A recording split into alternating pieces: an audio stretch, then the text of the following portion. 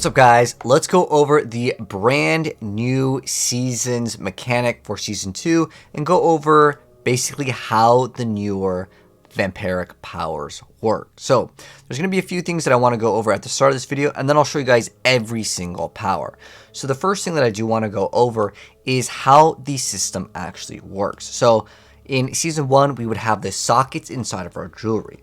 In this season, for season 2, the vampiric powers require you to have a pack in order to actually use the skill. You'll see on this piece of armor, the gloves, it's going to say that it has 300 armor. Then right under that, it says packs granted 3 out of 5. Now you can actually change the packs that it grants. So you can see there's one that looks like a kind of like a skull cap with some thorns on it. We've got a cup and a skull. Each one of these represents a different pack. On one piece of armor, you're allowed to have up to 5 packs in terms of like how many stat points for each one of these is going to be able to be on the item. So a maximum of 5, if we have 5 slots, that's a maximum of 25 packs in total. Now, different vampiric powers will require different amount of points. So to show off kind of how it works in terms of the game over here, you can see the character with the power where it says activation cost. It requires us to have 5 of the skull caps, 2 of the skull caps, 2 of the cups, and 2 of the skulls in order to activate that. You can also upgrade these to actually give you more power, and they go up to level 3 as the maximum stat. And the numbers in blue are more than likely the ones that will actually change in terms of leveling it up. We don't have the lowest and the highest numbers for every single item, as it only is going to be showing us level 3 in some of the patch notes that we're going to be taking a look at. But you'll see over in the top right, we have 8 of the crown thorns, we have 5 of the cups, and 6 of the skulls as our maximum value for our powers. And again, you're only allowed to have 5 of these powers activated at one time, but that's okay because the maximum amount that you can get is going to be 5 for every single piece of gear. It requires you to have 5. However, we only have maximum 25 points, and some of them will cost 6 points. So 6 times 5 is going to be, well, a little bit over.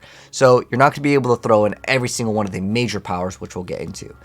On top of that, the other important thing that we got to go over is on your armor, are you going to be able to kind of change things? Previously, we had the Malignant hearts, and once the item had the roll of the socket, you couldn't change the color, right?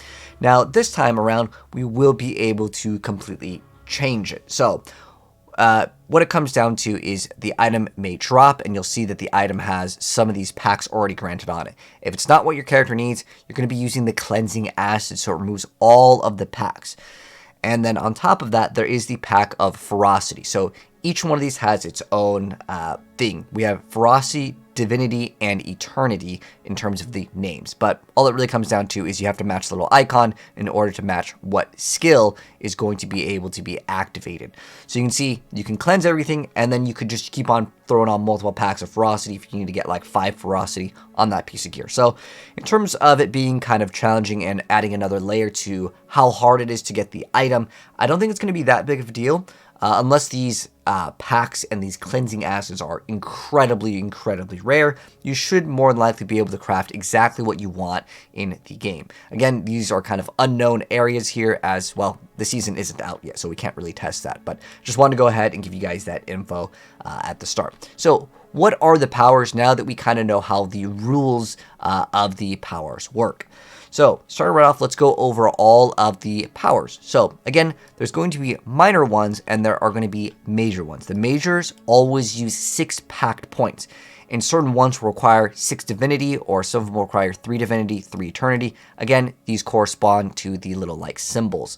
So, let's go ahead and start off with the 1 through 3. We're going to go over all the powers, and I'll tell you guys which ones I think have the highest potential to be really good.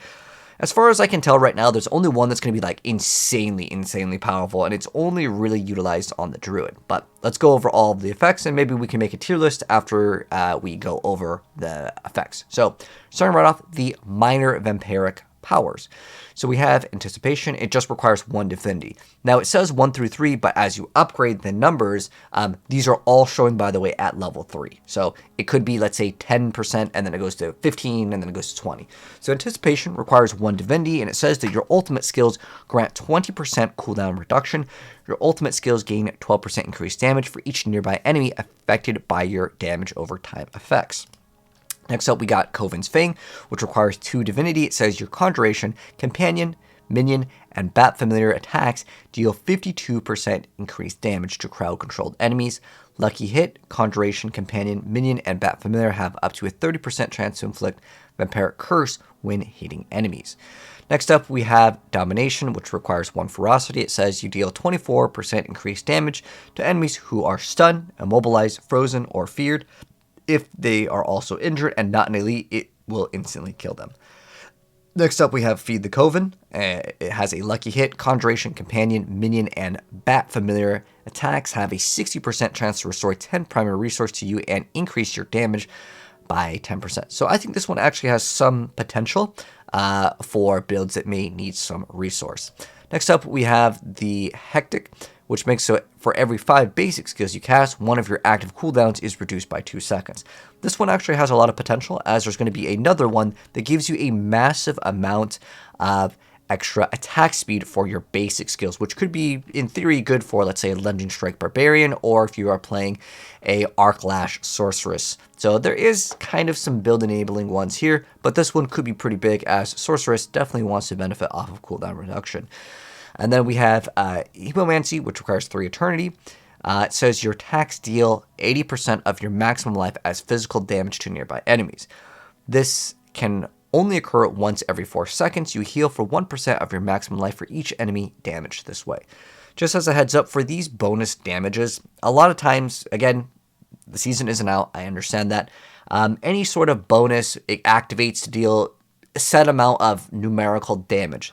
The problem with this is it's not considered a core skill. As we start scaling in the game, usually you're going to be dealing more damage with your core skills, even though that's an additive damage. There are instances where there are multipliers, like with Barbarian, there is a key passive that gives you more core skill damage that then multiplies your additive. So in terms of these actually being good for any of the ones that we're about to mention that have a set amount of bonus damage to like bat damage or something, these might be completely irrelevant. I hope this does change, but if you guys remember last season with the Malignant Hearts, some of them would say that it would do like 5,000 damage, and while you were leveling, 5,000 damage is like, okay, it's pretty good, it will one-shot most of the things, or if you had like the little ability that would taunt. The problem is it doesn't really scale with your character's build, and they basically fall off and become absolutely worthless. So hopefully this amount of damage could actually be pretty good. You can get like 20k life if you min-max in terms of having lots of life on your pieces of gear. So dealing 80% of your maximum life as damage and having all of these multipliers, if it does work, this could be actually pretty big. But again, just mentioning, just as a heads up, that some of these numbers, they may not even matter at all. Next up, though, we have Ferocity. Hitting enemies with direct damage infects them with pox. Inflicting pox 8 times on an enemy expunges their infection, dealing 70% poison damage. Now, some of these can actually be pretty important for certain classes that normally don't have poison. Let's say, for example, on the Sorceress. There is a few things like in Tal Rashas or other things where it requires you to do different sources of damage to activate certain things. This does enable build variety. Just as a heads up, another rule for all of these special vampiric powers, these are not locked to any class. So you can run all of these for every single class, which is really cool. Again, this activates another source of, even though poison, I don't know, some games might not consider poison an element, shadow and poison are considered elemental damage in the game in terms of how it registers damage, because before shadow damage worked with Tal Rashas, so this could be actually another multiplier for your builds, again, if your build requires different sources of damage. So this one could be actually pretty big. Just to activate, you dealt poison damage, therefore you get multiplier, right? Anyways, next up, Jagged Spikes. Thorns has a 10% chance to deal 300% increased damage and chill enemies for 8%.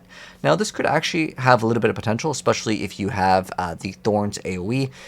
Could kind of help out for maybe bosses. Some bosses in the game, they do also have the ability to summon certain things, and the like little like skeleton wall that comes up, that counts as another target, and that can actually proc AoE thorns on all of it, which could just make the boss essentially just insta go into the staggered state. This could be pretty big if it does work like that. Next up though, Prey on the Weak. You deal 16% increased damage to vulnerable enemies. Enemies are vulnerable while affected by a vampiric curse from your other vampiric powers. So there is this like mechanic where you're able to store some sort of damage and then you kind of like release it. But that's kind of unknown. I don't want to get into too much of that because, again, that we don't have like numerical stats. However, just being able to have, if this is a multiplicative, not additive, 16x damage, that's pretty nice. But enemies are automatically vulnerable when affected by a vampiric curse. This could be actually pretty big, as some classes, for example, like the Sorceress, you may not have the ability to consistently apply your vulnerability when basically Frost Nova is not up, right? But being able to just use Arc Lash and getting the extra cooldown reduction on one of your random skills could be actually pretty big. There's the thing where it's like you will get extra cooldown reduction on one of your random skills, and if you only use Ice Nova, then you can keep on using that again and again, which again could be pretty dang nice, and then you have an easier source of vulnerability for multiple classes with this. So I think this Prey on the Weak is probably going to be a pretty sought after like one to get. Oh, also just as a heads up in terms of rules, how do you get these powers? You just go fight monsters, and then you'll see that you can actually spend your blood to actually unlock powers and upgrade them. But you can also get your powers as part of the season journey, and you're going to be getting these potent bloods by just going to like, basically think of Hell Tides, but it's in like a newer area. Just like in terms of like the concept, they're just going to be areas that kind of rotate just like Hell Tides, but it's going to be up 100% of the time. It will move around on the map though. Next up, we have Rampart. So it's 1 Divinity, 1 Eternity, and it says that after not moving for 3 seconds, you gain a barrier for 40% of your maximum life for 6 seconds. This effect can only occur once every 20 seconds. So with this tag, unfortunately, and also not moving, I mean, like most builds in this game will want to move. It is 3 seconds, so maybe if you're playing a channeled sorceress, but for the most part, I don't think there's very many builds like completely stand still, with the exception of like some builds that would run like Inner Calm to go ahead and fight like Uberlith to get a lot of stacking amount of damage, because that does add up quite a bit. But for the most part, I don't know if that one's going to be too useful. We'll go over tier list maybe later. I should just go over the powers because this video might be too long if we go over everything. Anyways, Ravenous, up to 20% chance to increase your attack speed by 40% of your total movement speed for 6 seconds. So in the game, the maximum amount of movement speed is actually registered as 200%, with the exception of maybe some special other things, but for the most part, 200% is your maximum movement speed. Now, your base movement speed is 100%. If that is counted into this, this is actually one of the best things in the entire game, so this one, definitely look out for it.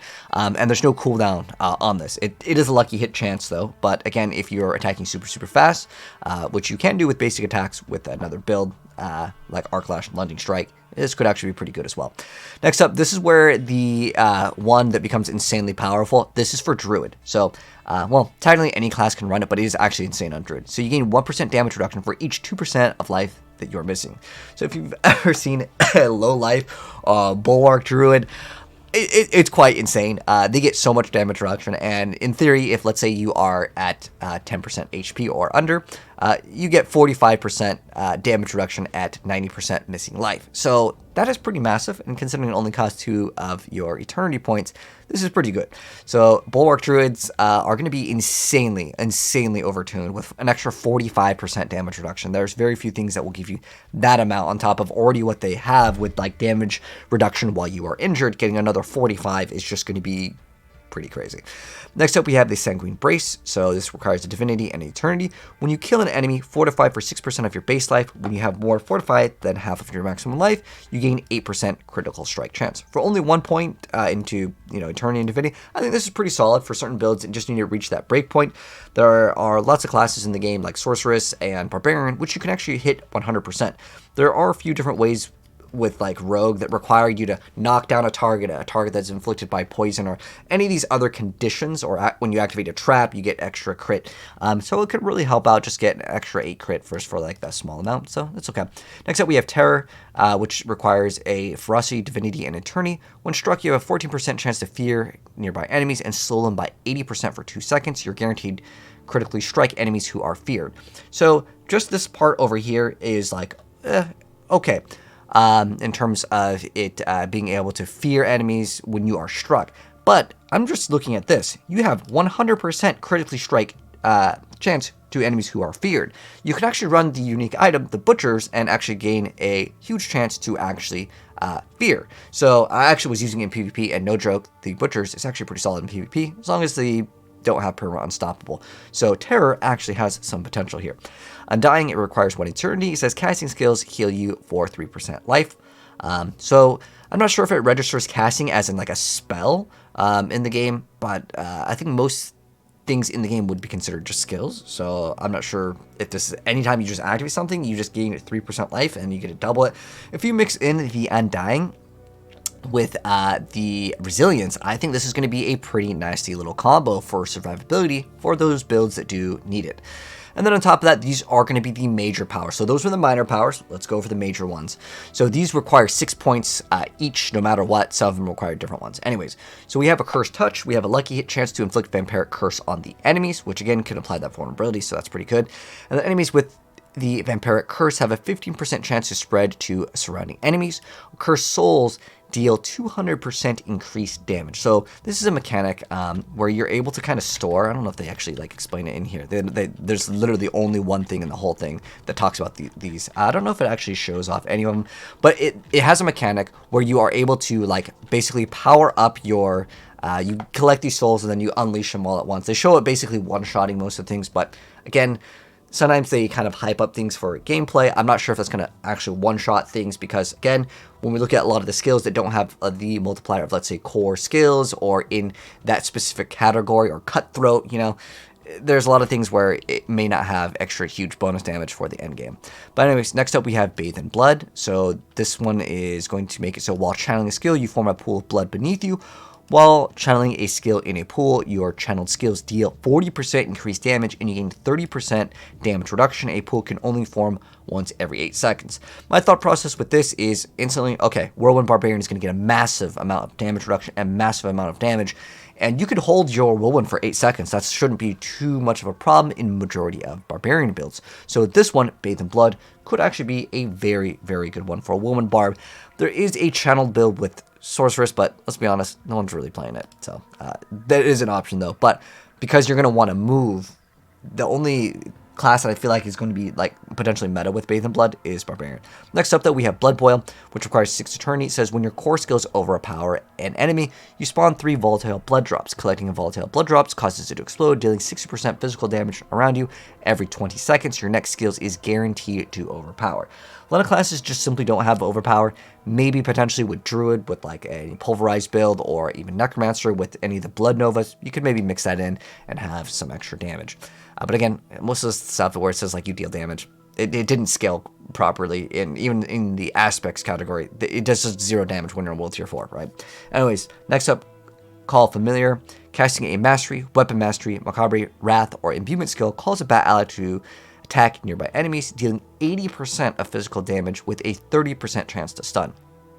Next up, we have Flowing Veins, which requires Ferocity, Divinity, and Eternity. It says you deal 60% increased damage over time to enemies that are moving or affected by a Vampiric Curse. So maybe if you like fear the enemy, that would count them as moving, obviously. And so you can maybe mix in, 60% increased damage. It is damage over time. So it would be some sort of like poison build or something like that. Could be okay. So that would be interesting to see if that does work against like bosses and stuff. Might be good for the brand new bosses. We have a huge multiplier, it's 60%. Next up with Metamorphosis, it says when you evade, you turn into a cloud of bats, becoming unstoppable for 4 seconds. Enemies along your path take 160% physical damage are inflicted with Vampiric Curse. So this could be actually pretty good, becoming unstoppable for 4 seconds. If you just have to have like 4, evades, well, you just keep on evading anytime something goes bad. And because you are unstoppable for 4 seconds, there is a aspect that gives you increased movement speed once you become unstoppable for, I think it's a couple seconds as well. So you could, in theory, have a huge amount of movement speed, get that bonus from movement speed, and then get your bonus attack speed. So Metamorphosis looking pretty solid overall. And you could almost perma keep up unstoppable, I want to say, for a lot of builds. Again, you would just have to get multiple evades, and you just evade. Once that cooldown goes away, evade again, and it's pretty solid. And it does deal a decent amount of damage compared to the rest of the stats. again, these may not even matter though. Next up, Moonrise, which requires 6 Ferocity. Hitting an enemy with a basic skill grants you 4% attack speed for 10 seconds, stacking up to 5 times. So 20% additional attack speed, and then upon reaching maximum stats, you enter a Vampiric Blood Rage, gaining 160% basic skill damage and 15% movement speed, which, hey, that works with the previous thing I was talking about with the extra bonus movement speed. So I'm thinking that this could be actually pretty good. I wonder if this can overstack, as in, like, let's say I get the 5 stacks and I reach this 160%, can I then overlap it like you could on, I think it was in Diablo 3 with like the Archon stuff? That could be actually pretty insane. And in terms of like what I was looking at in terms of these like vampiric powers, or any of these super OP to the point where they could like, be game breaking. Again, if you're able to get the stack 5 times, get this bonus, stack it up another 5 times and get like 320% bonus damage. Because again, this lasts 10 seconds. I can hit the enemies, but maybe you can't like stack the Vampiric Rage. Maybe, I don't know. But nonetheless, those are the ones that I thought were pretty good. We'll maybe make a tier list after we see some of the changes with the uniques. But what do you guys think of the brand new Vampiric powers now that you know how it works? Are you guys excited about the new season? I think it's pretty good that it allows us to kind of change, like with the little acid, it cleanses all of them, because there were certain items that would drop and I'm like, well, it didn't have the correct Malignant heart socket, and so I couldn't really like use the item, right? Because I really wanted to put in whatever bonus damage or whatever. But yeah, you're able to put 5 on each single piece of gear. So I think this is still much better than the more recent season, season 1. But would love to know your thoughts down below. You guys hyped for it? I'm actually looking forward to the season. But what class are you going to be rolling on the start? Let me know it down below. But subscribe if you guys want to see more of my content, and I'll catch you guys in the next video.